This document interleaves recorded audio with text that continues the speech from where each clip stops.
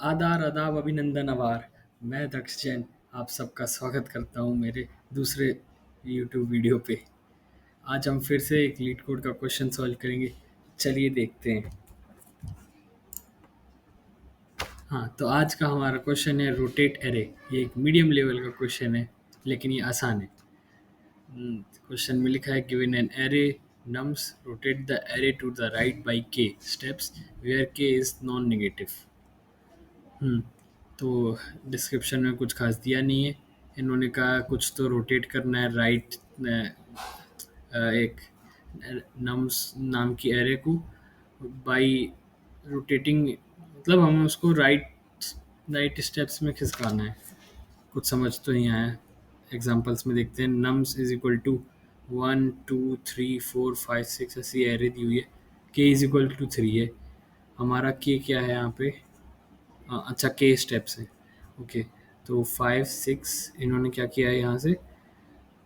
अच्छा, जैसे 1 था यहाँ पे, तो इन्होंने 3 स्टेप्स आगे बढ़ा दिया 1 को। यहाँ से 1 2 3 इस टाइप से।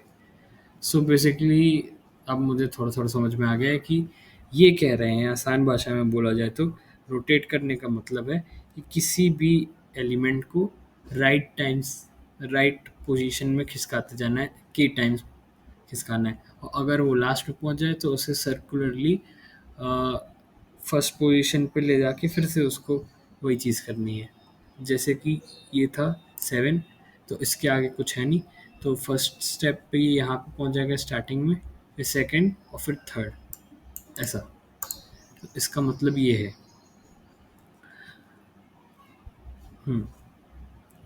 तो एक और एग्जांपल देखते हैं। नम्स इज इक्वल टू -100 -103 और 99। इधर पे क्या है? नॉन वेयर के, हाँ के तो नॉन नेगेटिव रहेगा और ये तो कोई भी नंबर हो सकते हैं। चलिए मैं इसको ड्राई रन करके बताता हूँ ये वाले एग्जांपल को। इसे हम कॉपी करते हैं यहाँ से।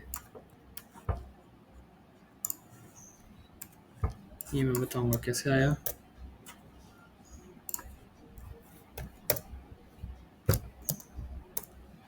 कि हमारा 2 है, तो मान लीजिए जब के 1 था तो फिर क्या हुआ होगा? 99 था हमारा लास्ट इंडेक्स पे है, तो ये फर्स्ट इंडेक्स पे 0th इंडेक्स पे आ जाएगा। फिर थर्ड हमारा लास्ट इंडेक्स पे आ जाएगा और बाकी सारे इंक्रीमेंट हो जाएंगे हर सबके इंडेक्स, इस तरीके से। ठीक है, अब जब k इज इक्वल टू 2, यानी कि हमारा फाइनल रोटेटेड एरे क्या मिलेगी?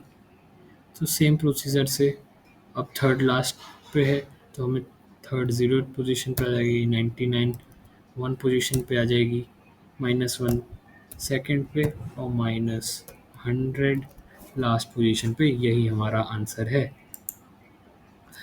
तो अब तुम बोलोगे कि अरे सिंपल है, हर आइटम को i प्लस के इंडेक्स से आगे बढ़ाना है। ओके, बट प्रॉब्लम ये है कि आई प्लस के इंडेक्स जो है, आई प्लस के वैल्यू जो है हमारी, वो तो नम्स के साइज से बाहर भी जा सकती है, यानी कि आउट ऑफ बाउंड हो जाएगी। तब हम क्या करेंगे? तो हम एक सिंपल सी चीज़ कर सकते हैं, सिंपल सा ऑपरेशन। हमारा रिजल्टेंट इंडेक्स बनाने के लिए, हमारा रिजल्टेंट इंडेक्स जहाँ पे हमें हर आइटम को शिफ्ट करना है, वो ये हो जाएगा आई प्लस के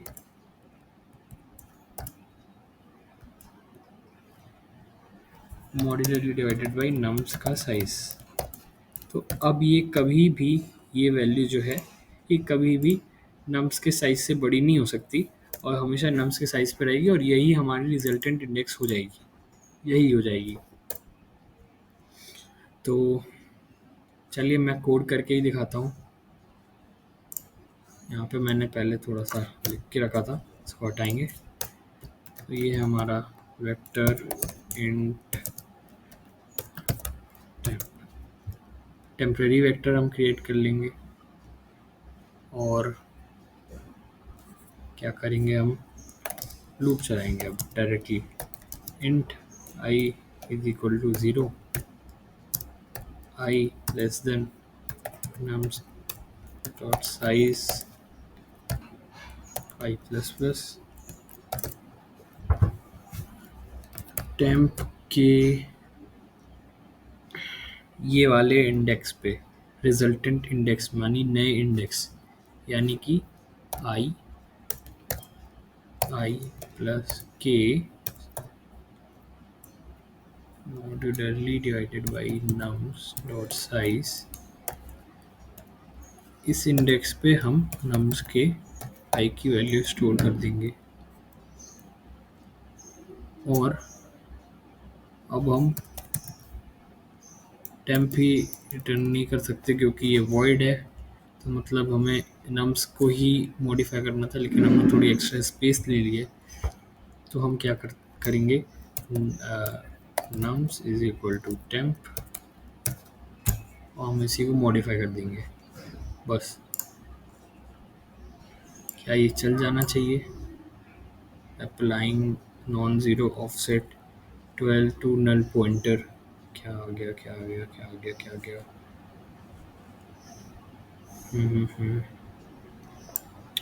शायद थोड़ी सी दिक्कत आ गई है, थोड़ी सी दिक्कत आ गई है। एक minute, let me check temp of this I plus K dot size is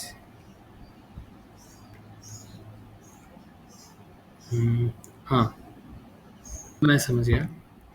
हमने इसको बताया ही नहीं कि इसकी लेंथ क्या है, इसकी टोटल साइज़ क्या है, और हम इसको बोलते जा रहे हैं अंडरस्टैंड। तो हम इस इंडेक्स पे ये डाल दो, उस इंडेक्स पे वो डाल दो, तो ऐसा कैसे होगा? तो हमें इसके लिए इसकी साइज़ तो बतानी पड़ेगी। इसकी साइज़ क्या होगी? Nums dot size. बस, अब ये परफेक्टली फाइन है, चल जाना चाहिए।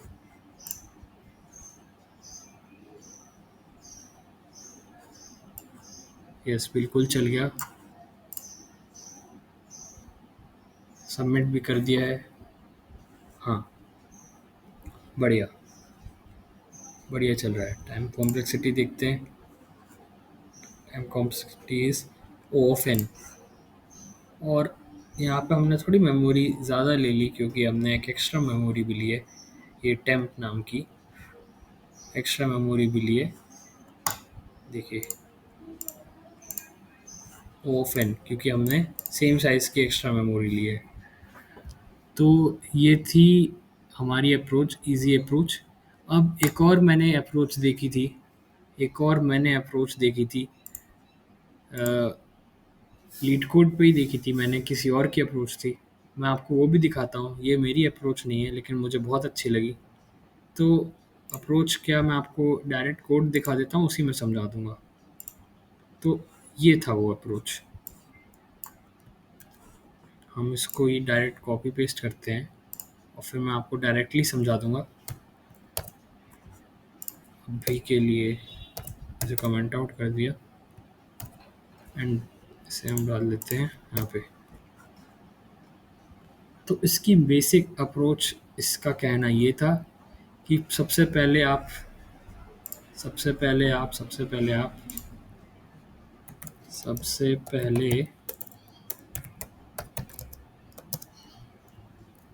पूरी एरे को रिवर्स कर दो। उसके बाद सेकंड नंबर पे स्टार्टिंग से kth पोजीशन तक रिवर्स कर दो, और थर्ड kth पोजीशन से लास्ट तक रिवर्स कर दो। kth पोजीशन से लास्ट तक रिवर्स कर दो, यानी कि बचा हुआ पार्ट रिवर्स कर दो, बचा हुआ पार्ट। बस, और इतना ही कर देने से हमको पूरा रोटेटेड एरे मिल जाएगा। एक एग्जांपल लेके बताता हूँ आपको कैसे कैसे हुआ ये वाला, ये पहला एग्जांपल ले लेते हैं। इसका ड्राई रन करके दिखाता हूँ। ये है, ठीक है। तो हम इसमें k इज इक्वल टू 3 है, नम्स इज इक्वल टू 1 2 3 4 5 6 ऐसा ऐसा पूरा दिया हुआ है। ओके, तो इसने कहा पूरी एरे को रिवर्स कर दो, तो हमारा फर्स्ट स्टेप में क्या होता है, पूरी एरे रिवर्स करने के बाद 7 6 5 4 3 2 1 ये हो गया। अब kth पोजीशन से लास्ट तक रिवर्स कर दो, यानी कि kth पोजीशन क्या है, थर्ड थर्ड इंडेक्स से लास्ट तक, सॉरी स्टार्टिंग से kth पोजीशन तक रिवर्स कर दो। तो ये है 1 2 3 4 5, अरे सॉरी, ये हमारा थर्ड पोजीशन। तो क्या हो जाएगा, ये 4 3, इसको इसको यहाँ पे, सॉरी ये तो हम नम्स में ही खिलवाड़ कर रहे हैं ना। तो अब हमारी नम्स तो ये हो गई, अब हम इसमें खिलवाड़ कर रहे हैं, तो ये स्टार्टिंग से kth पोजीशन तक रिवर्स करनी है, यानी कि यहाँ तक, हमको यहाँ तक रिवर्स करनी है। तो ये हो जाएगा 4 5 6 7 3 2 1, ये फिर से हमारी नम्स हो गई। और फिर रेस्ट जो पार्ट बचा है उसको रिवर्स कर दो, 4 5 6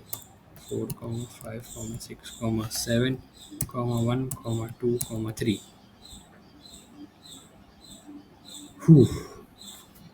तो क्या यही होना चाहिए था, मुझे ऐसा लग रहा है थोड़ा सा गड़बड़ लिखा है, मैंने आपको गलत समझाया है शायद, हाँ मैंने आपको गलत समझाया है।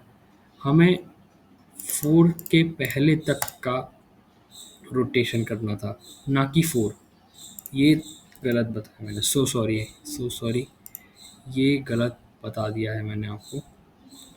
यहाँ पे 4 रहेगा, एंड बाकी जब ये पूरा रोटेट होगा तो ये ऐसे होगा, ये पूरा रोटेट होगा, तो ये सो सॉरी, ये हमारा इस तरीके से रोटेट हो जाएगा। ये हमारी फाइनल नम्स की वैल्यू हो जाएगी। आप देख सकते हैं, इससे देख सकते हैं कि इज इक्वल टू 3 है, तो ये फर्स्ट टाइम्स पे यहाँ आएगा, फिर सेकंड टाइम में यहाँ पे आएगा, थर्ड टाइम पे यहाँ पे आएगा, जो कि यहाँ पे है इस इंडेक्स पे।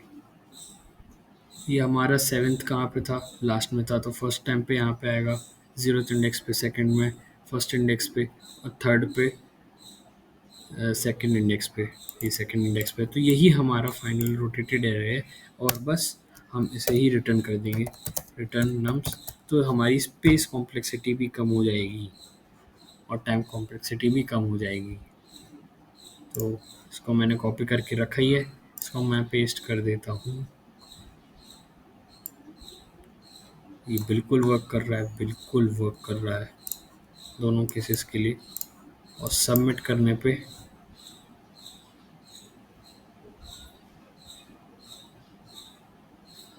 बिल्कुल वर्क कर रहा है। और ये देखिए स्पेस कॉम्प्लेक्सिटी देखिए, बीट्स 97.5। तो भाई जिसकी भी अप्रोच थी, बहुत अच्छी अप्रोच थी, आप भी इसको समझना, बहुत अच्छी अप्रोच थी। और ये वाली भी अप्रोच अच्छी थी, बस थोड़ी सी स्पेस एफिशिएंट नहीं है, ये वाली स्पेस एंड टाइम एफिशिएंट दोनों है। सो आई होप आपको मेरी एक्सप्लेनेशन समझ आई होगी और अच्छी लगी होगी। Thank you.